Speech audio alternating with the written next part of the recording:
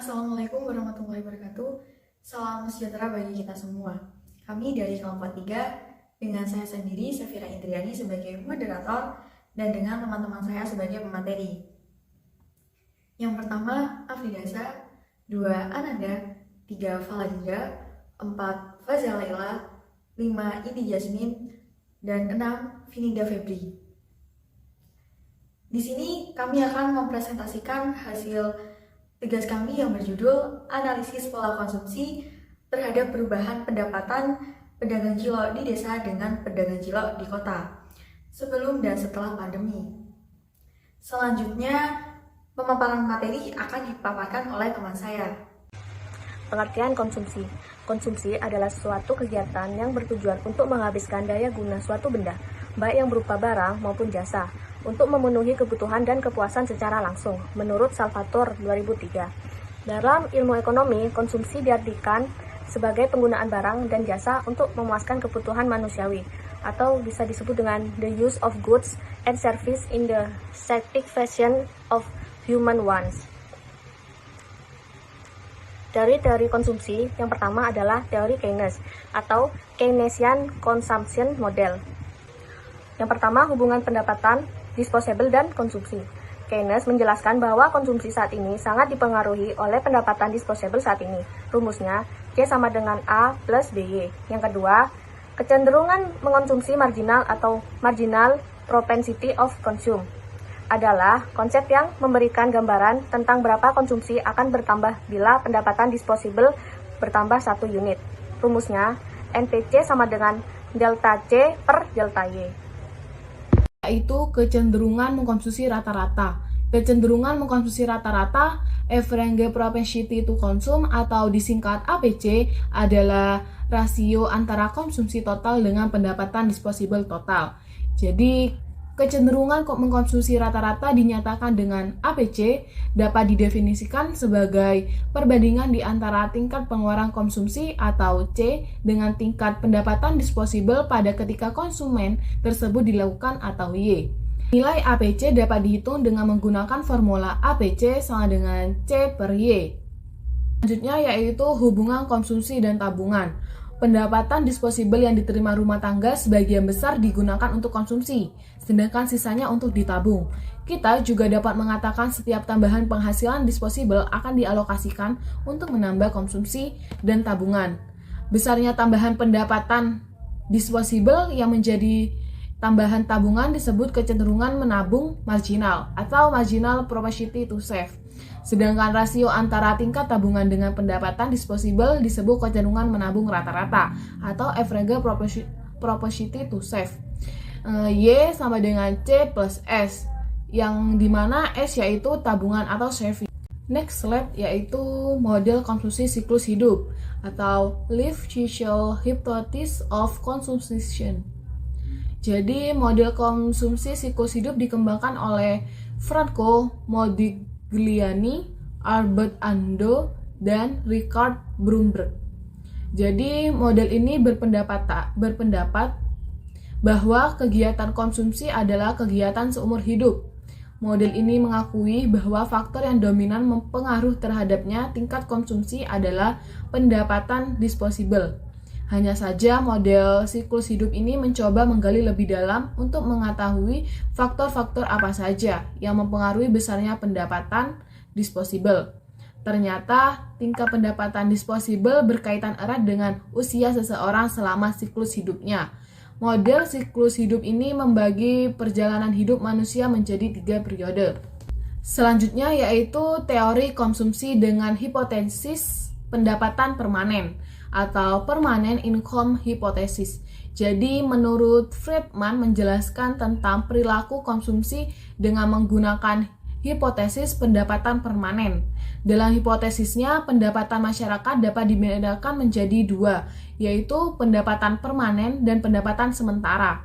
Pendapatan permanen adalah pendapatan periode yang lalu ditambahkan windfall income yang diyakini akan menjadi bagian dari pendapatan permanen, pendapatan yang diharapkan orang untuk terus bertahan di masa depan. Pendapatan sementara atau pendapatan transitoris adalah bagian pendapatan yang tidak diharapkan terus bertahan. Nilai pendapatan ini kadang positif dan juga kadang negatif.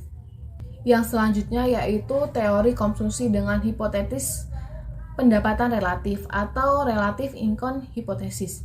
Jadi, James Duesenberry mengemukakan tentang teori konsumsi dengan hipotesis pendapatan relatif dengan menggunakan dua asumsi. Yang pertama yaitu selera sebuah rumah tangga atas barang konsumsi adalah interdependent. Jadi, artinya pengeluaran konsumsi rumah tangga dipengaruhi oleh pengeluaran yang dilakukan oleh orang sekitarnya atau tetangga.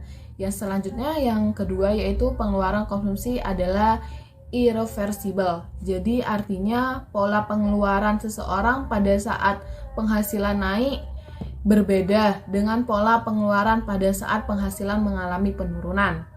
Kedua asumsi tersebut menjadi dasar Duesenberry dalam merumuskan teori konsumsi dalam jangka panjang dan jangka pendek. Gambaran umum pedagang cilok. Cilok adalah sebuah makanan khas Sunda yang berbentuk mirip bakso yang terbuat dari tapioka dengan tambahan bumbu pelengkap seperti sambal, kacang, atau sambal lainnya. Bentuknya bulat-bulat dan kadang diisi dengan isian seperti daging atau potongan telur di dalamnya. Cilok biasanya dijual sebagai jajanan jalanan oleh pedagang kaki lima dengan menggunakan sepeda atau sepeda motor sambil membawa gerobak yang digunakan untuk membawa wadah yang membawa cilok tersebut ke pemukiman warga, pinggir jalan, dan sekolah-sekolahan. Laporan penelitian ini disusun berdasarkan data yang diperoleh dari hasil wawancara. Dalam penelitian ini digunakan sampel sebanyak 70 orang pedagang. Cilok di kota dan di desa dengan pendidikan rata-rata lulus SD, SMP, dan SMA akan dijabarkan dalam bentuk tabel. Berikut adalah tabel mengenai pilihan responden terpilih dari berbagai karakteristik. Pedagang cilok di desa. Terdapat satu pedagang cilok yang belum menikah dengan usia 27 tahun. Terdapat 36 pedagang cilok di desa, statusnya sudah menikah dan umurnya 22 sampai 69 tahun. Pedagang cilok di kota. Terdapat satu mahasiswa dengan usia 24 tahun, terdapat 4 yang belum menikah dengan kisaran usia 22 sampai 27 tahun dan terdapat 28 berstatus sudah menikah kisaran usia 27 sampai 60 tahun. Di sini saya akan melanjutkan pembahasan tentang pendapatan pedagang cilok di desa dan di kota sebelum pandemi. Kategori pendapatan pedagang cilok di desa. Untuk kategori pendapatan tinggi lebih dari 400.000 ada 2 responden.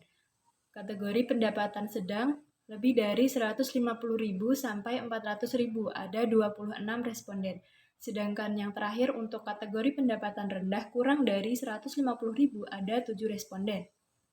Kategori pendapatan pedagang cilok di kota. Kategori pendapatan tinggi lebih dari Rp400.000 ada 7 responden. Sedangkan kategori pendapatan sedang lebih dari Rp150.000 sampai Rp400.000 ada 16 responden. Sedangkan untuk kategori pendapatan rendah kurang dari Rp150.000 ada 12 responden. Selanjutnya, pengeluaran pedagang cilok sebelum pandemi. Kategori pengeluaran pedagang cilok di desa untuk konsumsi pokok sehari-hari berkisar Rp30.000 sampai Rp200.000. Ada 9 responden. Untuk konsumsi pokok sehari-hari dan membayar kebutuhan lainnya berkisar Rp150.000 sampai Rp500.000 ada 12 responden. Sedangkan untuk konsumsi pokok sehari-hari dan sisanya untuk menabung berkisar Rp100.000 sampai Rp450.000 ada 14 responden. Sekarang kita beralih ke kategori pengeluaran pedagang cilok di kota. Untuk konsumsi pokok sehari-hari berkisar Rp30.000 sampai Rp300.000 ada 6 responden. Untuk konsumsi pokok sehari-hari dan membayar kebutuhan lainnya berkisar Rp100.000 sampai Rp300.000 ada 10 responden. Dan yang terakhir untuk konsumsi pokok sehari-hari, sisanya untuk menabung berkisar Rp30.000 sampai Rp350.000 ada 19 responden. Dari hasil wawancara diperoleh data pendapatan pedagang cilok di desa setelah pandemi yaitu dengan kategori tinggi lebih dari 200.000 sebanyak 8 orang, dengan kategori sedang lebih dari 100.000 sampai 200.000 sebanyak 22 orang, dan kategori rendah dengan penghasilan kurang dari 100.000 sebanyak 5 pedagang. Pendapatan pedagang cilok di kota setelah pandemi yaitu dengan kategori tinggi sebesar lebih dari 200.000 sebanyak 10 orang, kategori sedang lebih dari 100.000 sampai 200.000 sebanyak 13 orang, dan kategori rendah sebesar kurang dari 100.000 sebanyak 12 orang. Berdasarkan hasil wawancara diperoleh data pengeluaran pedagang cilok di desa setelah pandemi, yaitu dengan kategori konsumsi pokok sehari-hari dari 20.000 sampai 100.000 sebanyak 11 orang, konsumsi pokok sehari-hari dan membayar kebutuhan lainnya seperti cicilan dari 50.000 sampai 250.000 sebanyak 14 orang, dan konsumsi pokok sehari-hari sisanya untuk menabung dari 50.000 sampai 150.000 sebanyak 11 orang. Pengeluaran pedagang cilok di kota setelah pandemi dengan kategori konsumsi pokok sehari-hari dari 50.000 sampai 150.000 sebanyak 14 orang, konsumsi pokok sehari-hari dan membayar kebutuhan lainnya dari 70.000 sampai 300.000 sebanyak 10 orang, dan kategori konsumsi pokok sehari-hari sisanya untuk menabung dari 50.000 sampai 200.000 sebanyak 10 orang. Selanjutnya yaitu pembahasan dari hasil wawancara kelompok kami. Yang pertama yaitu pendapatan. Kami menggolongkan pendapatan ini menjadi 3 golongan. Yang pertama itu pendapatan berkategori rendah, yang kedua pendapatan berkategori sedang, dan yang terakhir pendapatan berkategori tinggi. Sebelum pandemi, terdapat 9 orang yang masuk ke dalam kategori rendah, 36 orang masuk ke dalam kategori sedang, dan 19 orang masuk ke dalam kategori tinggi. Sesudah pandemi, 20 orang masuk ke dalam pendapatan berkategori rendah, 35 orang masuk ke dalam pendapatan berkategori sedang, dan yang terakhir yaitu 15 orang masuk ke dalam kategori tinggi. Selanjutnya, pembahasan mengenai pengeluaran dari hasil wawancara kami. Dilihat dari hasil wawancara kami, pengeluaran yang dikeluarkan oleh pedagang cilok sangat bervariasi. Jadi kami juga menggolongkan pengeluaran ini menjadi 3 golongan. Yang pertama itu pengeluaran konsumsi pokok sehari-hari. Yang kedua, pengeluaran konsumsi pokok sehari-hari ditambah dengan kebutuhan lain. Dan yang ketiga, pengeluaran pokok konsumsi sehari-hari ditambah dengan saving. Sebelum pandemi, terdapat 15 pedagang cilok yang masuk ke dalam kategori pengeluaran konsumsi pokok sehari-hari. Dan 22 pedagang cilok masuk ke dalam kategori pengeluaran konsumsi pokok sehari-hari ditambah dengan kebutuhan lain. Dan 33 orang pedagang cilok masuk ke dalam pengeluaran konsumsi pokok sehari-hari ditambah dengan saving. Setelah pandemi, terdapat 25 pedagang cilok masuk ke dalam kategori pertama, yaitu pengeluaran konsumsi pokok sehari-hari. 24 pedagang cilok masuk ke dalam kategori 2, yaitu pengeluaran pokok sehari-hari ditambah dengan kebutuhan lain. Dan yang ketiga, 21 pedagang cilok masuk ke dalam kategori pengeluaran konsumsi pokok sehari-hari ditambah dengan saving. Selanjutnya yaitu kesimpulan dari analisis pola konsumsi terhadap perubahan pendapatan pedagang cilok di desa dengan pendapatan cilok di kota. Yaitu bisa dilihat dari pendapatan sebelum pandemi berkisar di atas 150.000 sampai dengan 400.000. Nah, tetapi ketika pandemi bisa dilihat pendapatannya mengalami penurunan, yaitu di atas 100.000 sampai dengan 250.000. Bukan hanya itu saja, tetapi juga pengeluaran sebelum pandemi dan setelah pandemi itu juga mengalami perubahan. Yang awalnya sebelum pandemi itu kebutuhannya untuk kebutuhan pokok dan juga sisanya itu untuk menabung.